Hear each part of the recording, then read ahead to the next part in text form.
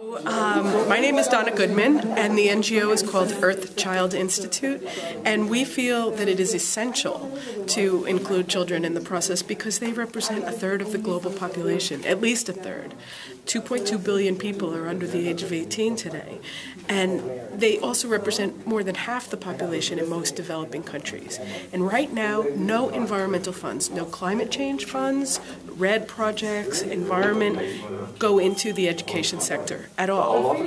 And what we started when I worked for UNICEF and what Earth Child Institute is doing now is integrating sustainable development, education for sustainable development, environmental education into schools, primary schools, with environmental facilities. So gardens, access to water, renewable energy, indigenous tree nurseries at the school.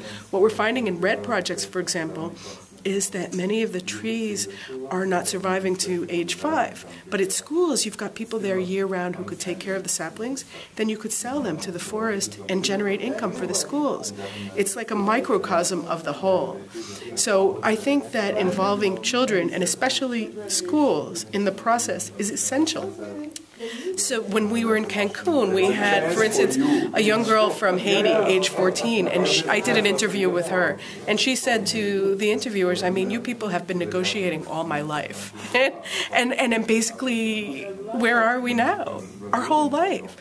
And our belief at Earth Child Institute, and my personal belief, is that if we have integrated sustainable development with facilities-based solutions at schools all over the world, in 10 years you won't need to negotiate anymore because the global population will all believe the same thing. That we have to be sustainable consumers, we have to be sustainable in our production.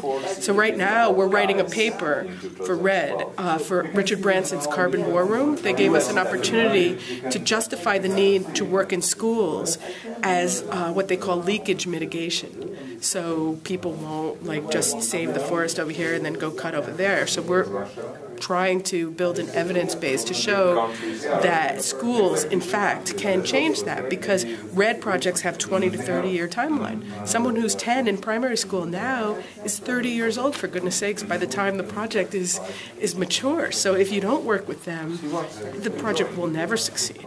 And now you're talking about real investors, like money, some serious money going into this. So that's what we're doing. And so right now you're only involved in the paperwork, or are there already some projects in the pipeline at schools? We are working with partners in 8 countries right now and working on the paperwork. We developed a climate change, children and environmental education resource pack for UNICEF that's being rolled out at the end of this year, which we hope is going to bring it to much more countries, many more countries. But Earth Child Institute has partners specifically in 8 countries right now. We're working in Mozambique, we're working in Kenya, in Togo, in Brazil, Dominican Republic, Nicaragua, and some others that are not off the top of my head right now. What are the obstacles that you have met during the process? Huge obstacle is financial and political will, especially in sustainable development because you don't have education ministries there. There is no respect for education and for children. People are, you see in this room here, everybody's talking about their own niche, but children are the entire niche.